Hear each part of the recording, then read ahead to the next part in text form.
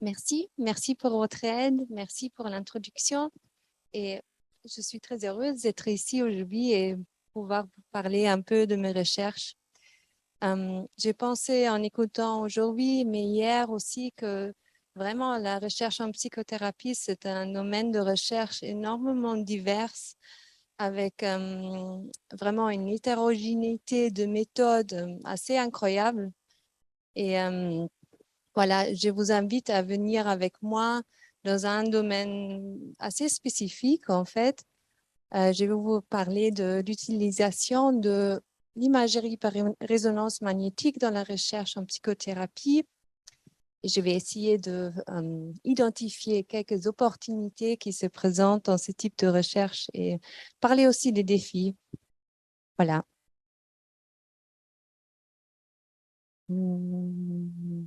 Je sais juste que je vois pas seulement Zoom, donc, comme ça.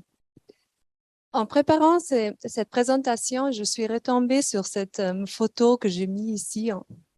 Elle était sur la première page d'un article du magazine de New York Times qui parlait au fond du dialogue des neurosciences avec la psychanalyse et qui mettait en évidence comme c'est aussi une opportunité pour la psychanalyse à donner un nouvel élan à ces concepts, notamment, ou par exemple, si on pense à comment les neurosciences ont mis en évidence l'importance des processus inconscients pour notre vie psychique.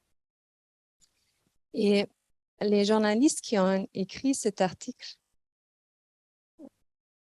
ont eu un bon sens d'humour. Ils ont appelé cet article Tell it about your mother, donc parlez à l'IRM de votre mère. Et ben, euh, tout en étant drôle, je pense que ça reflète aussi un peu les fantasmes ou les séductions que cette méthode a et que peut-être ça évoque en nous le fantasme que voilà, par l'IRM, on peut voir quelque chose de notre fonctionnement psychique qu'autrement soit caché. Et il y a vraiment eu beaucoup d'espoir dans l'utilisation de ces méthodes dans la recherche psychiatrique, aussi un peu dans la tendance à la médecine personnalisée. Cette idée, peut-être, on peut mettre nos patients dans un scanner IRM, regarder son cerveau et après savoir quel type de traitement correspond le mieux. Il y avait beaucoup d'argent investi dans cette direction de recherche et une grande fascination pour ces méthodes. Et je pense aussi avoir, avec ça, en fait, avec le fait qu'on communique avec les images colorées comme ça. Je veux dire, si on regarde des images comme ça, je sais pas qu'est-ce que ça vous fait, mais moi, je trouve c'est fascinant, c'est super belle. Et il y a en fait un historien des sciences, Michael Agner, qui travaille à l'École polytechnique fédérale de Zurich, qui s'est intéressé un peu à ça, en fait, à la réception sociale de ces types d'images. Et puis, il a souligné que probablement la croyance qu'on a dans les méthodes de neuroimagerie sera différente si on montrait en fait des courbes de distribution statistique plutôt que des images colorées comme ça. Et au fond, c'est ça, c'est en fait une visualisation de valeurs statistiques. Et en rétrospective, je dois dire, moi aussi, je suis succombée à la séduction de ces images quand j'ai entamé mon parcours de clinicienne et de chercheuse. Et je n'étais pas la seule. Je travaille à la psychiatrie universitaire de Zurich. Euh, et puis, il y a beaucoup de gens qui s'intéressent à la neuroimagerie. C'est ça notre hôpital dans le 19e siècle. Et je dirais aujourd'hui, on pourrait même dire que ça ressemble un petit peu à ça, parce qu'il y a vraiment énormément de groupes de recherche qui emploient les méthodes IRM. Et je suis très reconnaissante pour ça, parce qu'il y a vraiment une grande expertise là pour employer cette méthode qui est quand même extrêmement compliquée ou complexe. Et je suis personnellement aussi reconnaissante pour la séduction des images parce que malgré tous les défis que ces méthodes ont, c'était pour moi aussi un parcours très fascinant et j'ai appris beaucoup de choses. Et j'espère dans les prochaines 30 minutes pour pouvoir vous transmettre un peu pourquoi je trouve c'est un domaine de recherche très fascinant.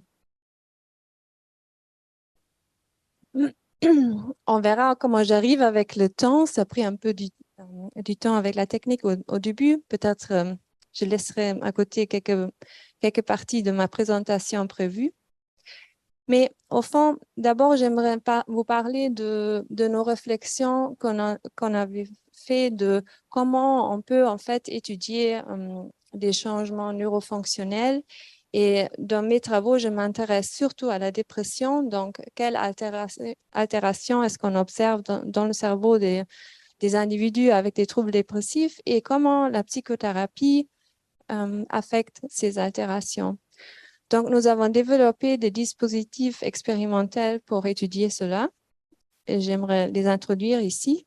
Et après, nous avons utilisé ces paradigmes développés pour une étude sur la dépression, sur les effets de la psychothérapie.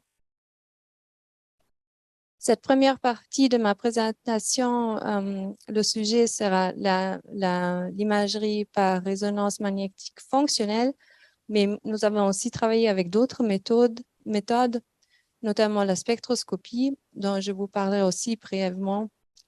Je parlerai aussi d'un questionnement qui m'occupe beaucoup en ce moment, c'est le rôle des traumas précoces pour les altérations dans le cerveau, dans la dépression.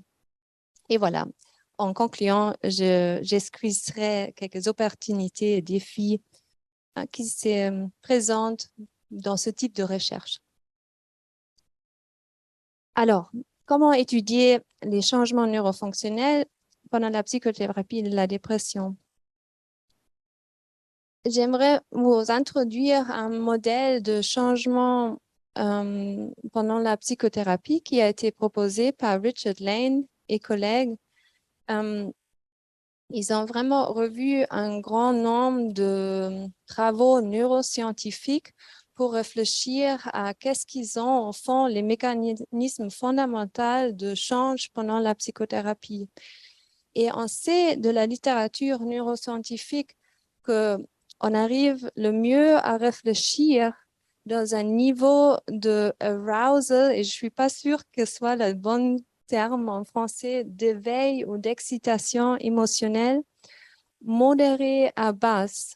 C'est dans un niveau d'arousal modéré à basse que nos parties du cerveau préfrontal fonctionnent le mieux, qui sert à mentaliser, à réfléchir. Et ça, c'est une connaissance importante. Et après, on sait beaucoup maintenant sur comment la mémoire fonctionne. On sait que la mémoire, elle n'est pas fixée, figée. On ne fait pas une expérience et puis elle est enregistrée dans le cerveau et elle reste comme ça. Mais les mémoires, les souvenirs sont constamment altérés. Quand on se souvient d'une expérience, on se rappelle de souvenirs, en fait, fragilise la trace de mémoire dans notre cerveau et ça nous permet aussi d'intégrer des nouvelles expériences dans ces traces de mémoire fragilisées. Et par un processus de réconsolidation, en fait, on peut altérer en quelque sorte oui, nos mémoires ou peut-être en psychothérapie, on dirait aussi les narratifs qu'on a. Et donc, ces deux aspects, le arousal et puis les altérations de structure de mémoire sont très importants pour le changement dans la psychothérapie. Et en fond, qu'est-ce qui se passe alors quand les patientes et patients viennent chez nous en psychothérapie? des souvenirs importants qui ont un lien avec leur souffrance actuelle sont réactivés et aussi les affects qu'ils ont liés à ces souvenirs. Et après, on travaille sur ces souvenirs, sur ces expériences. Et en plus, au sein de la relation psychothérapeutique, on fait des nouvelles expériences. Et comme ça, on peut intégrer des nouvelles expériences relationnelles, par exemple, à des expériences d'auparavant. Et cela fait qu'au fond, on modifie les schémas cognitifs et affectifs qu'on a et qui, bien sûr, dirigent aussi les perceptions qu'on a et les attentes qu'on a par rapport au monde autour de nous. Et dans ces processus d'apprentissage, idéalement, il y a des schémas cognitifs affectifs inadaptés qui sont modifiés et cela permet aux patientes et aux patients d'aller en dehors du cadre thérapeutique, de faire des nouvelles expériences dans le monde extérieur, de percevoir leur entourage et eux-mêmes de manière différente.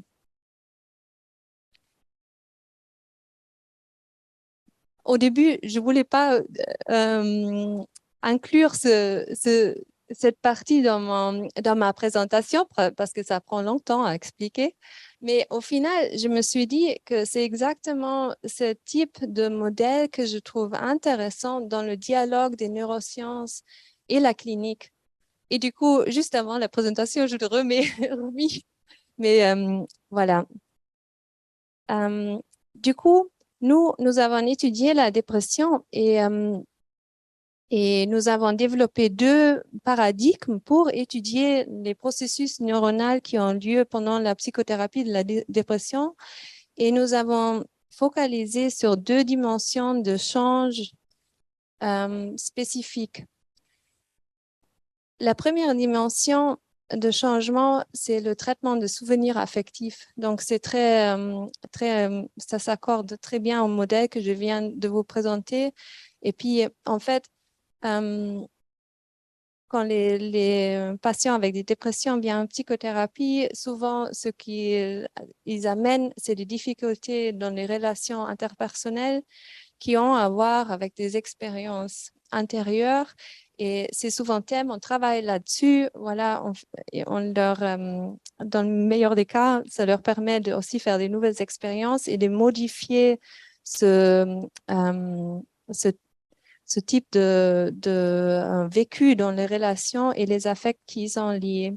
Et nous avons développé un paradigme pour voir qu'est-ce qui se passe dans le cerveau quand les patientes et patients se rappellent d'un souvenir affectif très marquant qui est en lien avec leur souffrance actuelle.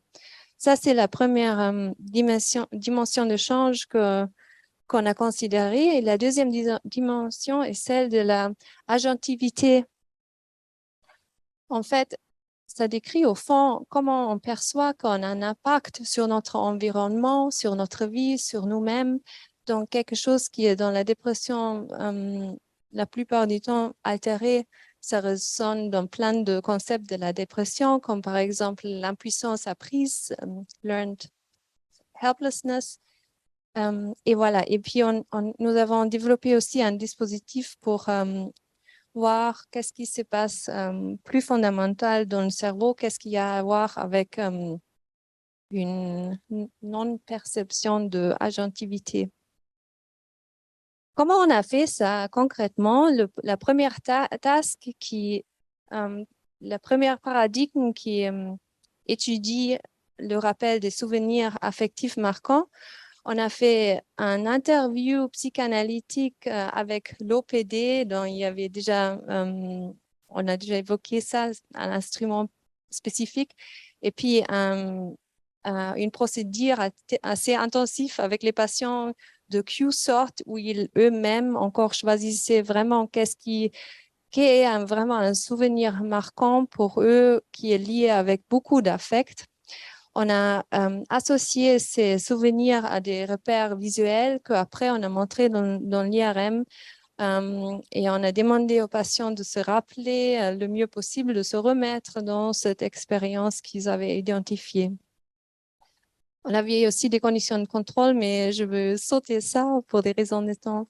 Nous avons validé ce paradigme avec des gens en santé, donc hors dépression, et sans vous ennuyer en énumérant les régions du cerveau qui jouent un rôle, je peux dire qu'on a observé une activation neuronale accrue dans des régions qui ont à faire justement avec le traitement, enfin, avec des régions importantes pour la mémoire, pour le traitement des affects et aussi pour le traitement des stimuli qui ont une référence à soi. Cela nous a permis non seulement de valider ce paradigme, mais aussi d'identifier des régions du cerveau, en fait, où après on a pu étudier si leur fonctionnement est altéré dans la dépression. Le deuxième paradigme, pardon, c'était donc pour opérationnaliser ce concept de agentivité. On a montré aux participantes des sons, donc des stimuli auditifs dans le scanner, vraiment en fait, on a montré des sons aversifs, vraiment horribles, pas sympas, dans l'IRM. Et avant de cette exposition au son, on a mis un indice, une flèche qui indiquait si les participants avaient une influence ou non sur la longueur de la stimulation aversive. Donc, si la flèche était en haut, il pouvait en fait influencer la longueur du son ou non. Et comme ça, en fait, on s'est vraiment intéressé à cette différence. Est-ce que les participants attendent qu'ils ont un contrôle ou non sur une stimulation aversive? Ça aussi, on a validé avec des personnes en santé et puis on a trouvé que le cerveau traite en fait ces informations d'avoir du contrôle avec une activation du système de récompense. Donc, en fait, le cerveau traite l'information, oui, j'ai du contrôle sur un événement que j'aime pas, avec les mêmes régions du cerveau qui sont activées, par exemple, maintenant, si vous pensez à quelque chose de très bon à manger à midi. Alors, le reward system qui est très important pour notre fonctionnement dans le quotidien et qui est aussi souvent altéré dans les psychopathologies. Voilà, je vous ai présenté ces deux paradigmes qu'on a choisis vraiment pour être capable de capter quelque chose spécifique qui change au cours d'une psychothérapie, qui est intéressant à investiguer en termes de processus neuronal. Et je pense un défi majeur dans ce type de recherche, c'est de en fait traduire des concepts qui sont utiles pour nous en temps pertinentes pour notre travail clinique avec des patientes et patients à un niveau qui est aussi pertinent ou qui a encore du sens en termes d'activation neuronale. Et là, le premier paradigme que j'ai présenté, là où les participants se rappellent d'un souvenir très marquant qui est en lien avec leur souffrance actuelle, c'est sûrement un peu plus près de la clinique, de la réalité clinique que l'autre paradigme où il y a la question de l'anticipation des contrôles. Mais en même temps, le deuxième paradigme isole plus précisément un processus spécifique, tandis que le premier paradigme, il mélange beaucoup de processus affectifs, cognitifs, de mémoire. Donc là, il y a plus un mélange, je dirais, de qu'est-ce qu'on a étudié après en termes d'activation neuronale. Nous avons appliqué ces deux paradigmes dans une étude sur la dépression. Des individus avec des troubles dépressifs ont participé, ils ont reçu un traitement psychanalytique une fois par semaine pendant 6 mois, une année. Et puis, on a utilisé différentes méthodes. L'IRM, je vous ai montré les paradigmes pour l'IRM fonctionnel, mais on a employé aussi d'autres méthodes. Et je vais vous montrer des résultats dans un échantillon de 32 patients avec des dépressions. Donc, dans ces deux paradigmes, qu'est-ce qu'on trouve dans la dépression? Qu'est-ce qui est altéré dans la dépression en se rappelant de ses souvenirs affectifs?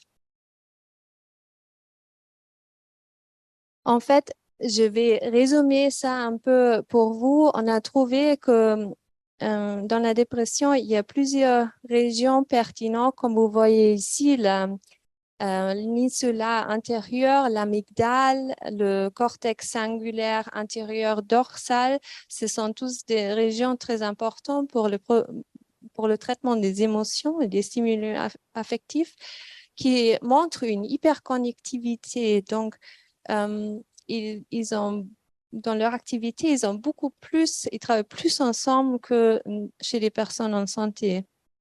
Nous avons trouvé aussi d'autres régions qui ont hyperconnectivité, qui montrent cette hyperconnectivité. Et en résumant, on pourrait dire que dans la dépression, il y a une hyperconnectivité d'un réseau socio-affectif introspectif.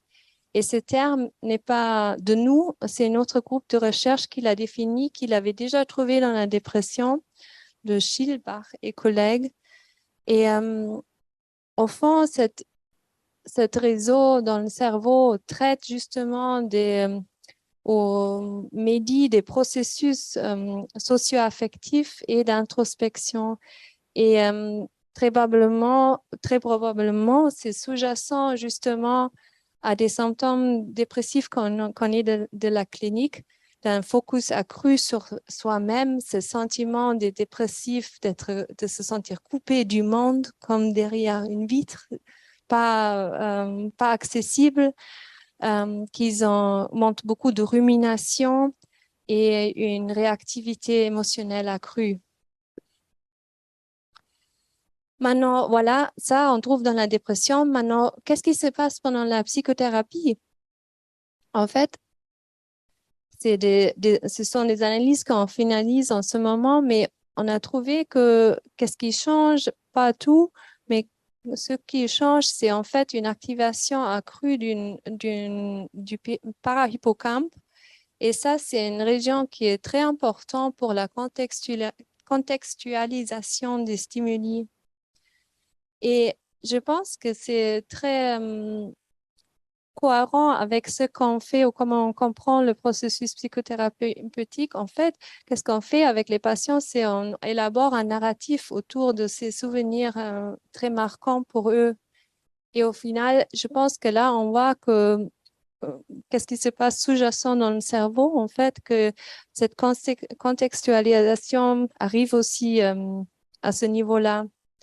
Et ça s'aligne aussi avec des observations qu'on a fait dans les autres études, en fait, sur l'anxiété, où là aussi, on a vu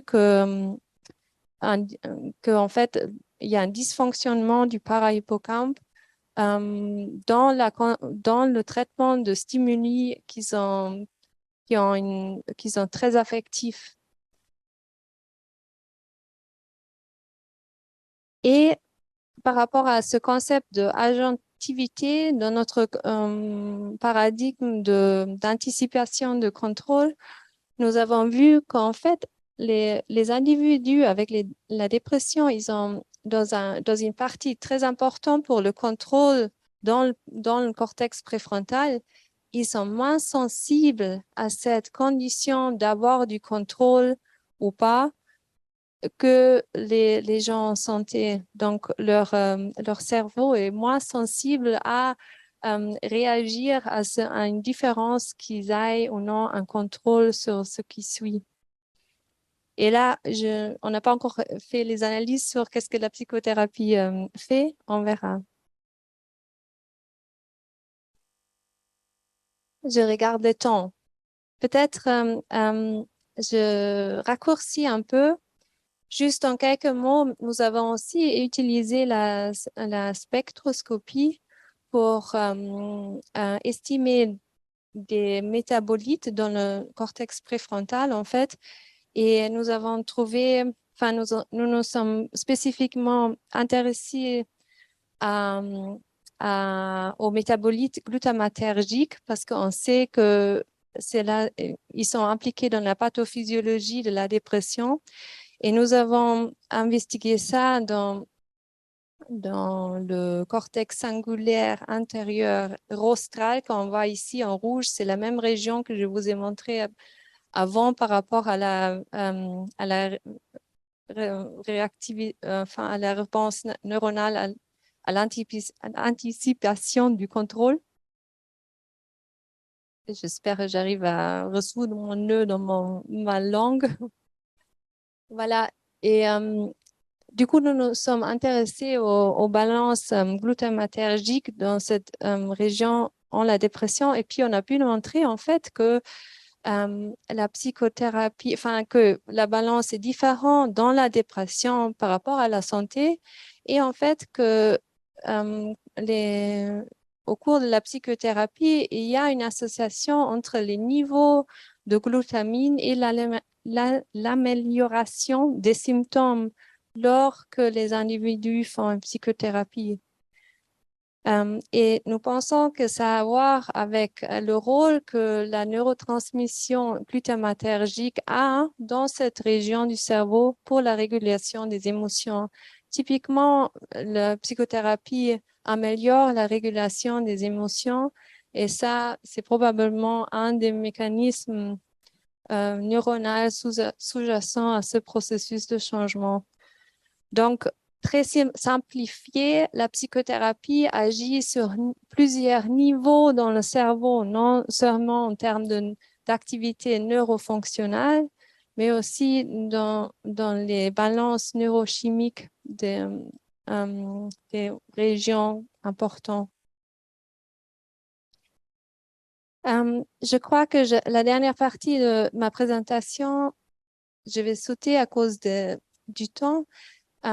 Juste en quelques mots, nous avons trouvé des signatures spécifiques dans les individus qui ont des dépressions, qui ont vécu des traumas dans leur enfance.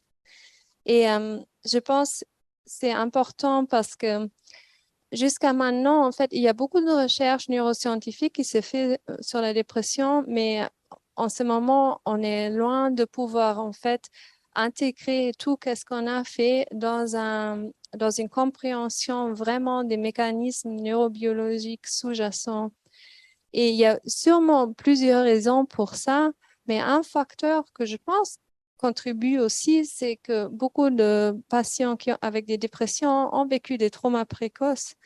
Et on sait que l'expérience des traumas est liée à des altérations dans le cerveau. Et il y avait probablement un peu c'était un facteur confondant, je pense, dans la recherche en dépression jusqu'à maintenant. Euh, En concluant, donc, je vous ai montré que nous avons développé deux paradigmes spécifiques pour pouvoir examiner des changements en termes d'activation neuronale pendant la psychothérapie dans le cas de la dépression. Euh, il y a des changements sur l'activité neurofonctionnelle qu'on a observé quand les gens participent à une psychothérapie. C'est, euh, oui, il y a aussi des altérations en dépression dans les balances glutamatergiques dans le cortex préfrontal dans la dépression et cela change si les patients améliorent leurs symptômes au cours de la psychothérapie. Et finalement, des traumas précoces sont liés à des signatures spécifiques dans le cerveau. On peut aussi peut-être parler des cicatrices neurophysiologiques qu'un trauma précoce laisse dans le cerveau.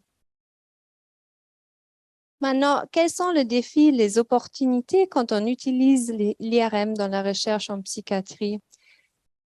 J'ai déjà évoqué, je pense vraiment un des défis majeurs, cette traduction des concepts pertinents pour nous dans notre travail clinique à un niveau qui est pertinent aussi en termes d'activation neuronale. Peut-être lié à ça, euh, idéalement, on recruterait des sujets qui sont pas tout à fait pareils, mais quand même assez pareils, enfin assez ressemblants, comme ces fleurs en rose.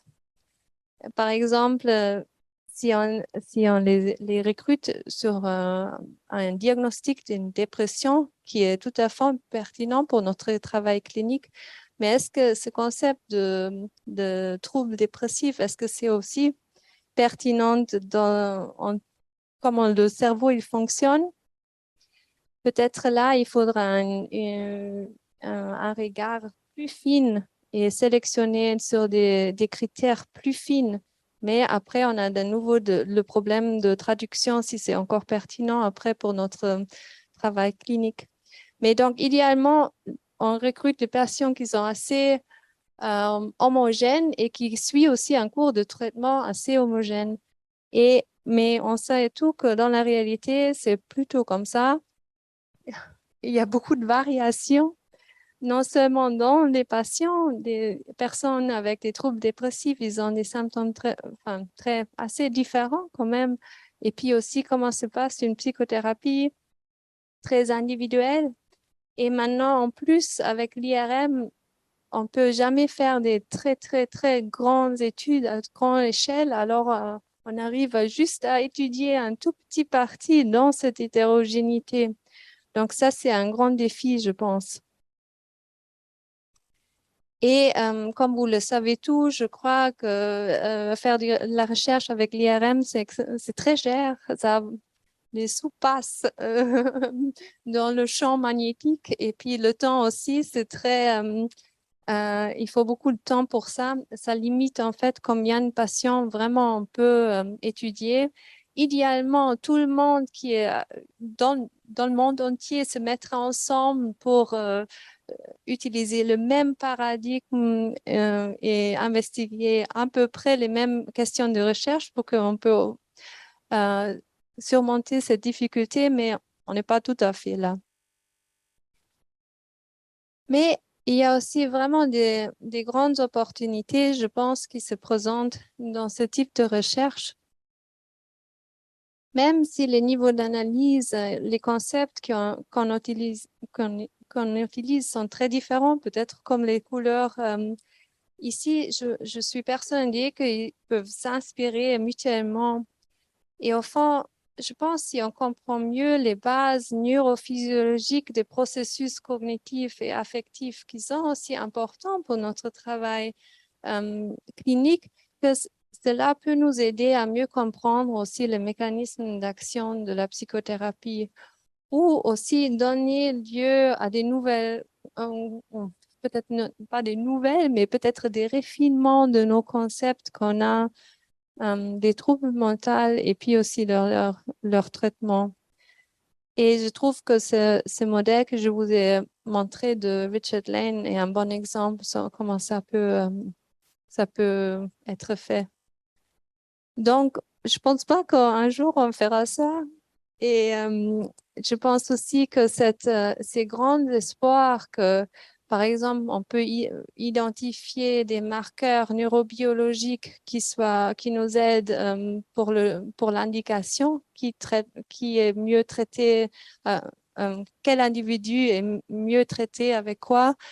On est encore loin de ça et je suis pas sûre que ça arrivera.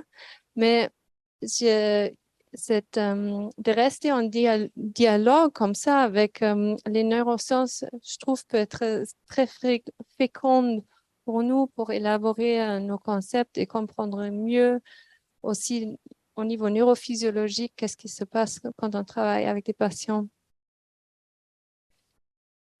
J'ai pas fait le travail tout seul, voilà, c'est mes collègues qui ont aidé qui je remercie beaucoup et je vous remercie à vous de votre attention, de m'avoir suivi un peu dans cette niche de recherche dans le domaine de la recherche en psychothérapie.